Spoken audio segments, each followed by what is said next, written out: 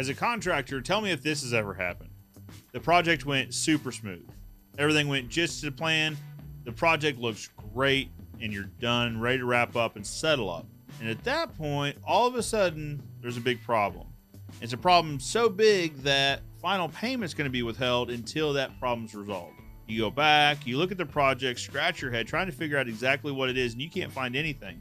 Lo and behold, maybe the client's just not wanting to pay because something has changed in their life to where they can't, or they may not have intended to pay in the beginning. So as a contractor, how do you protect yourself from being taken advantage of? Well, we're going to dig into it on this week's video.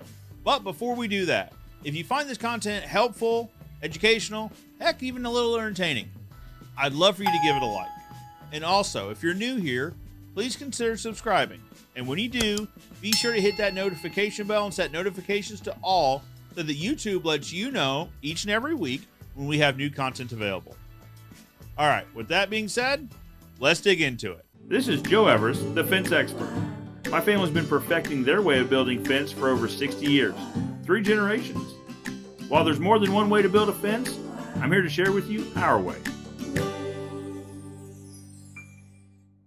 Guys, I know it goes without saying, but we have to put this in here. I'm not a lawyer. This is not legal advice. This is for educational purposes only. If you do need legal advice, please reach out to a lawyer in your local area who is familiar with your regions and states' regulations and laws. All right, so as usual, we're going to use the top 5 format with a bonus suggestion at the end. You know, the first place I see contractors go wrong, they don't have a detailed proposal or scope of work on the initial proposal. You know, they'll say something to the effect of, we're going to install 234 feet of 6-foot privacy fence with a single gate for X amount of dollars. The problem is that leaves a lot of room to interpretation. Is that fence going to be installed with steel posts, cedar post, or pine post? Are the rails and pickets, are they both going to be the same material, cedar or pine, or are they going to be different materials? How about the gate? How is it going to be braced and structured? Is it going to be on wood post or steel post? Are the pickets to match the fence, or are they going to stand out and have, you know, an accent piece on the gate? You really have to get as detailed as possible in your initial proposal and your scope of work to make sure that there's no misunderstandings. Having a broad proposal and little to no scope of work does leave you, the contractor, some wiggle room, but unfortunately, it leaves a lot to be misunderstood between you and the client. Maybe the client thinks they're getting steel posts instead of wood, or if they just say wood posts, maybe they're thinking cedar posts instead of treated pine. Same thing with the gate. With the single gate, maybe they think they're getting a 5 or 6 foot wide gate, and you had only planned on installing a 4 foot wide single gate. You really have to be as detailed as possible to take out any and all chances for misinterpretation. The second tip is to have a detailed contract. Having a detailed proposal and scope of work is great for making sure you and the client understand exactly what is going to be done. The detailed contract is great to make sure you both understand how the working relationship is going to be handled. It can include things such as, when is the work going to start and finish? How much money is due up front and how much is due at the end of the project? What are the payment terms in general? When is that final payment due?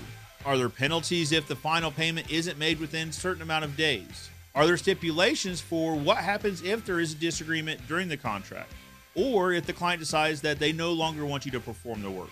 Having that contract be as detailed as possible absolutely helps define the professional relationship, and it can help the judge in the future decide who is right or wrong in any given situation, and legally how that problem, if it should arise, is to be handled. The third tip is to have a detailed change order for each and every change to the project that's outside of the initial scope of work you gave back during the detailed proposal.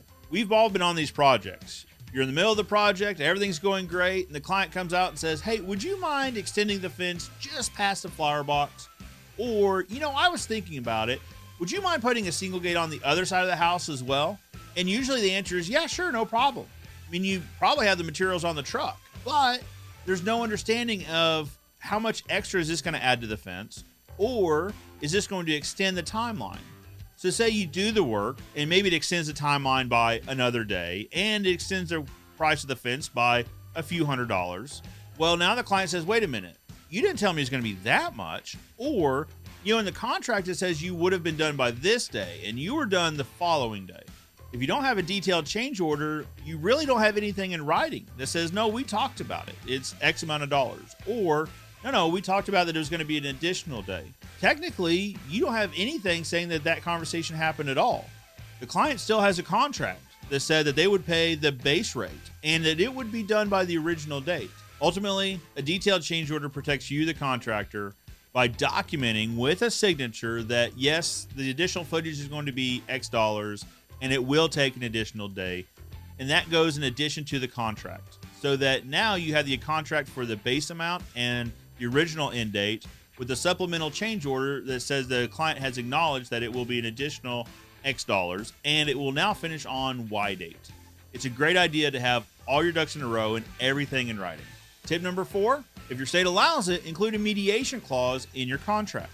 Mediation is a great half step in between the initial disagreement and the full-fledged hiring a lawyer and going to court. It brings in an uninvolved third party who doesn't have a stake in either side of the disagreement.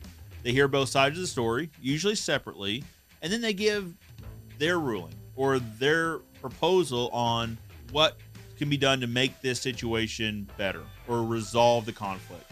Now, usually the mediation doesn't go one way or the other. It usually finds a middle ground.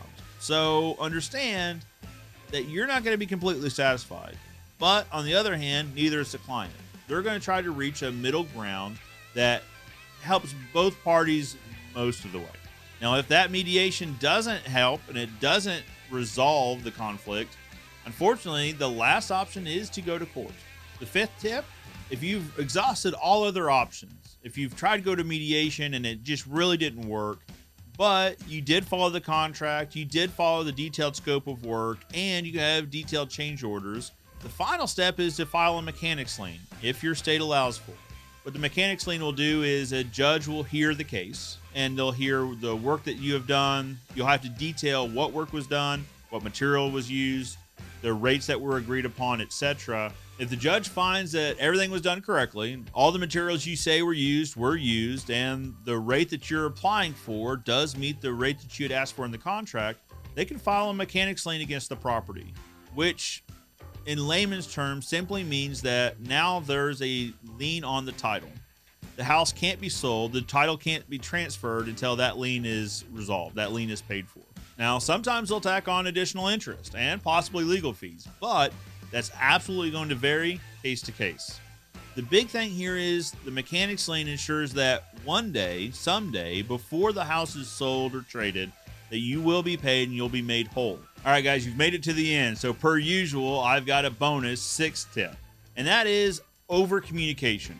You know, it seems basic and it seems redundant, but I've seen so many cases of miscommunication or simply lack of communication lead to absolute fallout between clients and contractors. Oftentimes, small problems can become major headaches when the client feels like they're not being heard. And all this can be resolved by having simple communication, reaching out on a weekly basis if it's a long-term contract, or on a daily basis if you're only going to be there for a few days. Over communication before the project, during the project, and after the project will absolutely pay dividends in the future. You know, I think I've heard it said best like this: frustration is the result of unmet expectations. If you follow each one of these tips and you properly lay out the expectations and allow the client to communicate their expectations, it's going to lead to less frustration and ultimately, hopefully, prevent you from being taken advantage of in the future. For now, I'm Joe Everest, the fence expert, reminding you that good fences make good neighbors.